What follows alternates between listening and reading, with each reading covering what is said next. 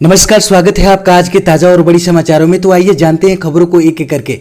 अगर इससे पहले कि आप हमारे चैनल पर नए हैं तो चैनल को सब्सक्राइब करके ऑल नोटिफिकेशन बिल को जल्दी से दबा दें ताकि आने वाले सभी लेटेस्ट न्यूज की जानकारी मिलती रहे।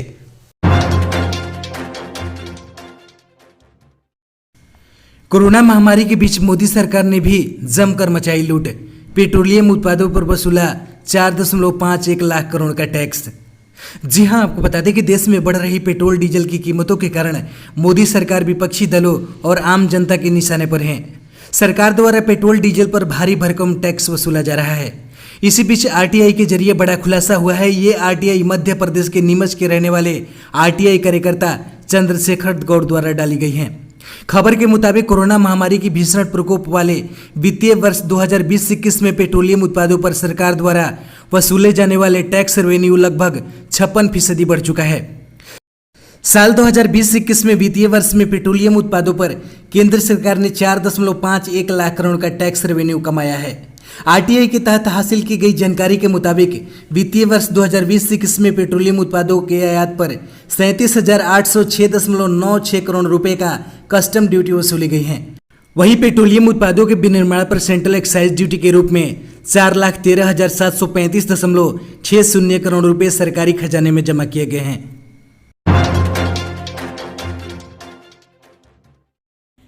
आम नागरिकों के लिए मोदी सरकार का एक और झटका। एलपीजी सिलेंडर हुआ 25 रुपये महंगा। जी हां, आपको बता दें कि पहले ही से कमर तोड़ महंगाई से करा रही आम जनता को जुलाई महीने के पहले ही दिन केंद्र सरकार ने एक और जबरदस्त झटका दे दिया है। बिना सब्सिडी वाले एलपीजी सिलेंडर की कीमतों में 25 रुपये की भारी मूल्य वृद्धि कर दी गई है। इसके बाद आपको बता दें कि दूध की कीमतों में 2 रुपये प्रति लीटर की बढ़ोतरी और अब ये एलपीजी सिलेंडर की कीमतों में वृद्धि की गई है। अब 1 जुलाई से बिना सब्सिडी वाले घरेलू सिलेंडरों के लिए आपको 25 रुपये ज़्यादा चुकाने होंगे।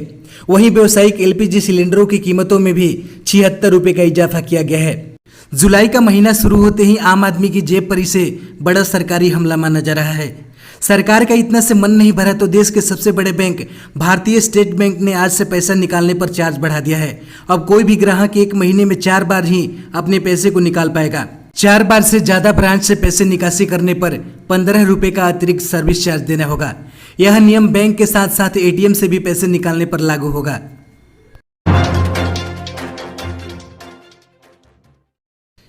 किसान आंदोलन को लेकर राकेश टिकैत का सरकार को अल्टीमेटम। कहा, पीछे हटना हम किसानों की डिक्शनरी में नहीं, हम फौज की तरह डट कर लड़ेंगे। जी हां, आपको बता दें कि केंद्र की नरेंद्र मोदी सरकार के तीनों कृषि बिलों के खिलाफ चल रहा किसान आंदोलन एक बार फिर से रफ्तार पकड़ता हुआ दिखाई देने लगा है। एक बार फिर से देश के अलग अलग हिस्सों से किसानों का जत्था दिल्ली बॉर्डर की ओर कूच करने लगा है। इसी बीच भारतीय किसान यूनियन के नेता राकेश टिकैत ने सरकार को चेतावनी देते हुए कहा कि पीछे हटना हमारी डिक्शनरी में नहीं है, हम पीछे हटने वाले नहीं हैं। किसान आंदोलन की फौज से तुलना करते हुए राकेश टिकैत ने कहा कि जिस तरह से फौज जब मोर्चे पर डटी होती है तो वह गोली खाती है, ठीक उसी तरह हम मोर्चे पर हैं और लड़ रहे हैं। इसके बाद राकेश टिकैत ने कहा कि आंदोलन कोई व्यक्ति विशेष या संगठित नहीं बल्कि आम जनता की भावनाएं आगे बढ़ रही हैं। यह एक वैचारिक क्रांति है।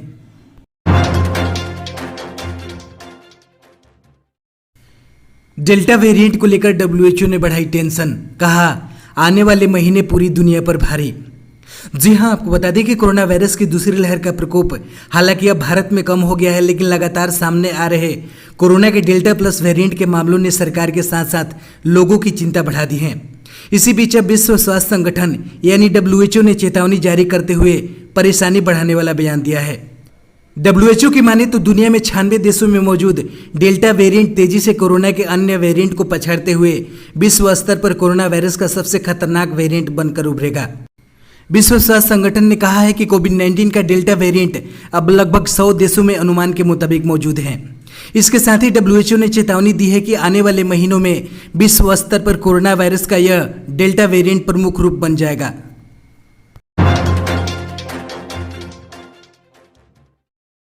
बिना इंजेक्शन लगेगी भारत की नई जाइडस कैडिला वैक्सीन, बच्चों के लिए भी सुरक्षित।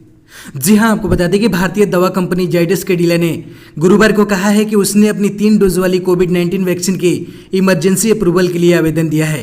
कंपनी के मुताबिक अंतरिम अध्ययन में यह वैक्सीन 66.6% प्रभावी पाई गई है। अगर इसे drug controller general of India यानी डीजीसीआई से मंजूरी मिल जाती है तो यह देश में विकसित दूसरी वैक्सीन होगी। पहली स्वदेशी वैक्सीन कोवैक्सीन है, जिसे भारत बायोटेक ने आईसीएमआर के साथ मिलकर बनाया है।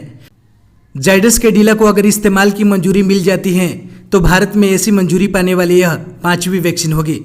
जाइडस ने कहा है कि उसकी वैक्सीन एफिकेसी का परिणाम 28,000 से ज़्यादा वॉलंटियर्स पर अंतिम स्टेज की ट्रायल के विश्लेषण के आधार पर हैं, जिसमें 1,000 सब्जेक्ट 12 से 18 साल आयु वर्ग के भी लोग शामिल किए गए हैं।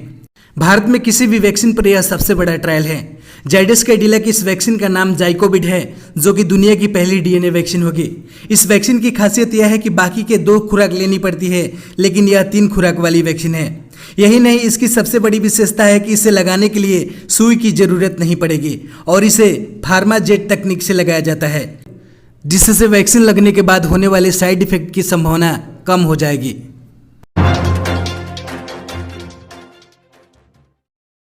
पश्चिम बंगाल के मुख्यमंत्री ममता बनर्जी का गृह मंत्री अमित शाह पर बड़ा आरोप। कहा, शाह के कार्यालय ने बंगाल की सरकार को बदनाम करने की ठान ली है। जी हां, आपको बता दें कि पश्चिम बंगाल के मुख्यमंत्री ममता बनर्जी और मोदी सरकार के बीच चल रही तनातनी थमने का नाम नहीं ले रही है। ममता बनर्जी और भाजपा के बीच किसी न किसी मुद्दे को लेकर आरोप प्रत्यारोप का दौर चलता ही रहता है। इस बार मुख्यमंत्री ममता बनर्जी ने अपने निशाने पर देश के गृह मंत्री अमित शाह को लिया है। उनका कहना है कि गृह मंत्री अमित शाह के कार्यालय ने पश्चिम बंगाल की सरकार को बदनाम करने की साजिश रची है। इसके साथ ही उन्होंने नेशनल टेलीविजन पर होने वाली हर रोज डिबेट्स को भी भाजपा के इशारे पर होने वाली डिबेट करार दिया है। ममता बनर्जी का दावा है कि नेशनल टीवी पर पश्चिम बंगाल के मुद्दे पर अक्सर चर्चा होती रहती है, जिसमें उनके राज्य को बदनाम करने की कोशिश की जाती है।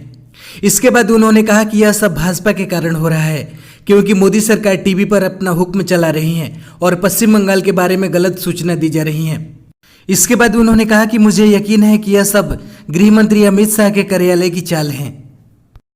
हमारे चैनल पर बने रहने के लिए बहुत बहुत धन्यवाद। दी गई जानकारी से अगर आप संतुष्ट है अथवा नहीं, अपनी राय कमेंट बॉक्स में जरूर दें। जय हिंद।